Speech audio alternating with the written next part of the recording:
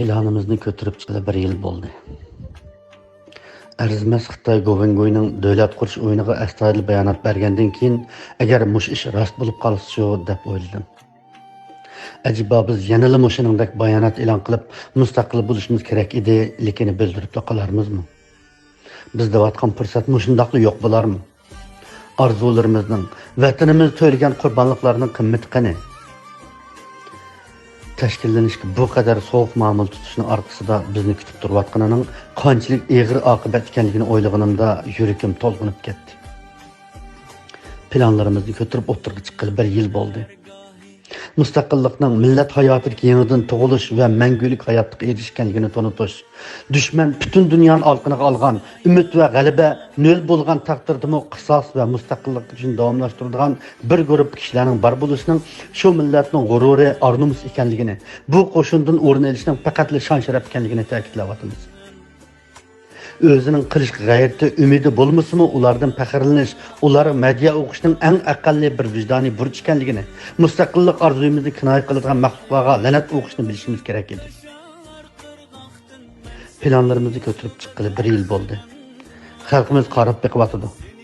Biz amalga oshirimiz deyotgan nishonning buyukligidan aslida hech bo'lmasa xalqimiz bir anglab beqishi, ziyolilarimiz planning yetarsiz taraflarini ko'rsatishi, hammaylar birlikda hayot mamatlik paytidagi bu fursatga qanday tayyorlik qilish haqida hammadan voz kechib turib bas-bas fikr bayon qilishimiz, vaqtni ching tutishimiz, o'zaro qiziq liniya o'rnatishimiz, chuqur bir tashkilotga sabab bo'lishimiz, asiyodimizni qanday qilib bo'lmasin millatning abadiy mavjudligini qo'lga keltirishga qaratishimiz, bir-birimizni to'liqlashimiz, intayin jiddiy harakatga o'tishimiz kerak edi.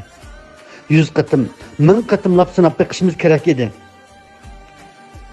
Mustaqillikning mislsiz muqaddasligi va insoniy qimmatimiz ekanligi nuqtasidan qanchalik tirishchanlik ko'rsatsak, qandaqli tirishchanlik ko'rsatsak, qanchalik badal to'lsak, orqam-orqa qancha qatimlab urinsak tamoman arziydi.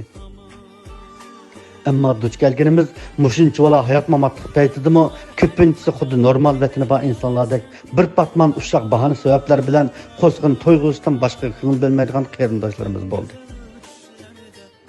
Aslida butun dunyoda bizdan boshqa hamma millatning siyosiy ko'rishning siyosiy partiyalar shaklida ilib berilayotganligini ko'rayotganligimizdan bizga yana qayta bu nuqtani ta'kidlashning lozimi bo'lmasa kerak edi.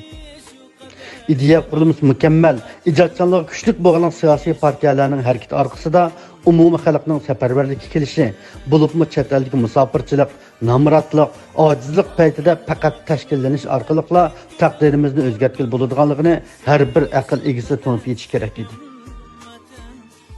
Planlarimizni ko'tirib o'tirib chiqqali 1 yil bo'ldi. Bu 1 yilda vatanda minglagan qarindoshimiz nobud bo'ldi. Minglagan qarindoshlarimiz yangidan turmalarga qamaldi. Yani minglagan Xitoy vatanimizga o'ltiraqlash uchun kelyapti. Texmi nomus qilarligi, yani minglagan apus Uyg'ur atsi Xitoy bo'lgan shalg'ut bir nasl dunyoga keldi va kelyapti.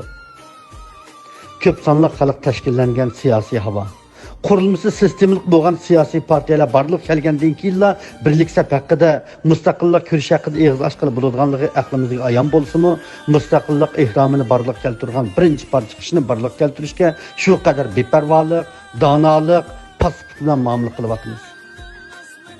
Agar bir millatning ko'p sonli a'zolari asrda bir kelishimi qiyin bo'lgan bu qadar qimmatli bir fursatga qarata aktivlik, fidokorlik ko'rsatilmasa, bu millatning siyosiy taqdirida o'zgarish bo'lishi mumkinmi?